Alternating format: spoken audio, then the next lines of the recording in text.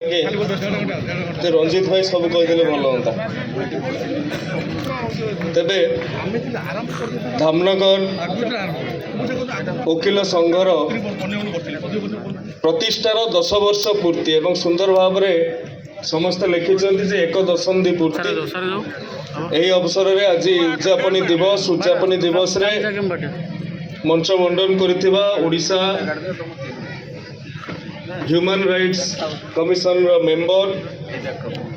अति आदरणीय असीम अमिताभ दास महोदय Odisha state bar council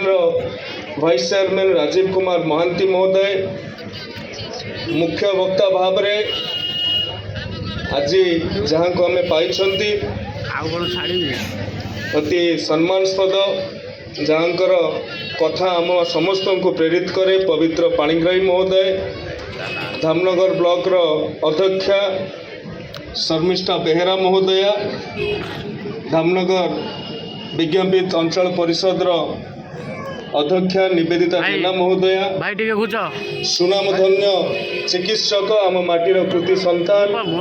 doctor Ajit प्रसाद जेना महोदय एवं ए वकिल संघर सभापति अशोक कुमार दास महोदय एवं संपादक अमरेंद्र महांती आदरणीय बुबू भाई भाषण को आहरी विलंबित करने को चाहूना यापर मते नीलगिरी जावाक अच्छी कथा बुबू भाई सहित जितेबले होता अन्य वकिल संघर सदस्य मान सहित कथा होता अनुरोध थिला मोर जे मधु तत्व उपर आलोचना हो किंतु आज तो समय जेते हम पाखरे कम अच्छी आमे मधु तत्व पाई बोध हुए केते जे दिन केते राति लागिबो तार इयता नाही तथापि जो माने भी मंच सम्मुख रे अनेक वरेण्य व्यक्तिविशेष उपस्थित अछंती तांको परिवार वर्ग उपस्थित अछंती पत्रकार बंधु उपस्थित अछंती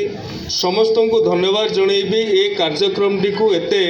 भव्यता और दिव्यतार सहित आयोजन करिसेंती एवं अन्य मानक पई आपण एक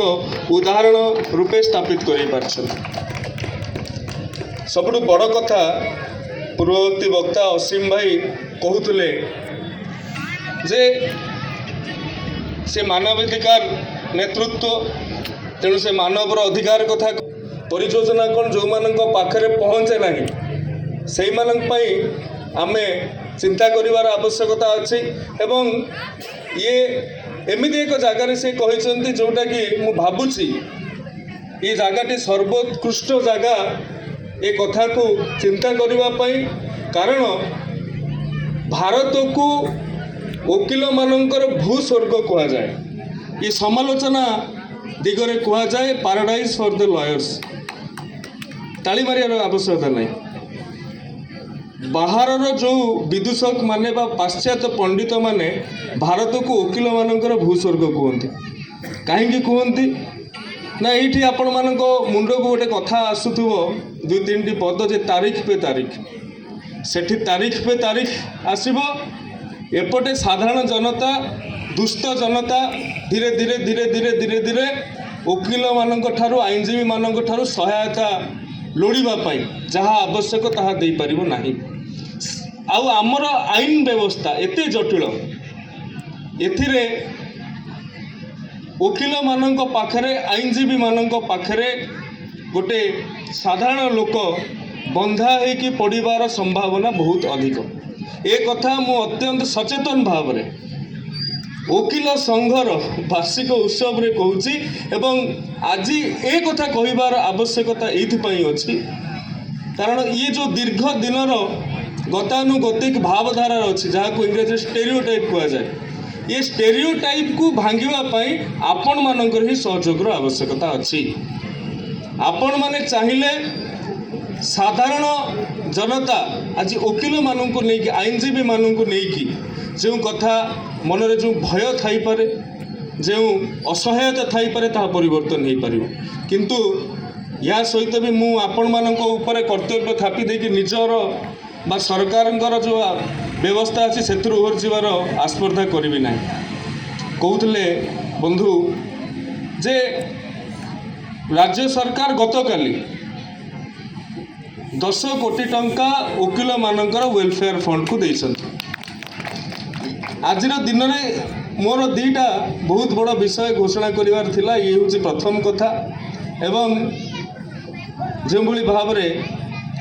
राजीव भाई कहते जे 10 कोटी टंका घोषणा हैला